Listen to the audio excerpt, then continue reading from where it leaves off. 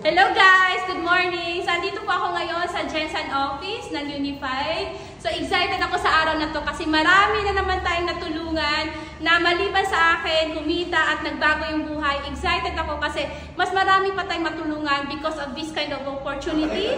So, meron pa akong mga ilang tao na ipakilala sa inyo na nagbago ang buhay because of this kind of business. Hello! Ako si Norma Icana.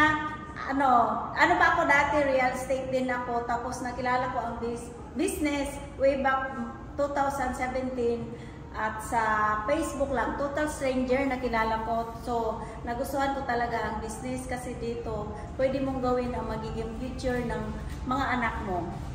Thank you! Hello po, good morning! So, ako po si Fedelfin, isa pong police wife.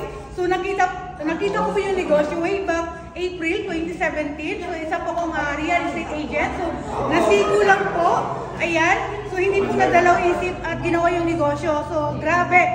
Iba talaga yung nagagawa ng negosyo ito. So, pwede po mabago yung buhay natin. So, thank you!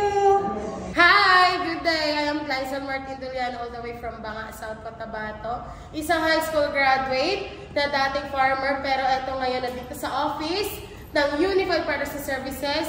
Kumikita kahit nasa bahay lang. Isa na rin sa mga taong natulungan ng negosyo na nagbago ang buhay kasama yung family ko. Kaya sa lahat ng tagapanood, huwag nyo nang patagalin pa at mag-consult, mag-franchise na kayo. I-message nyo na agad ang video na to. Mag-comment lang kayo sa comment section. Okay? Huwag nyo nang tagalan. See you!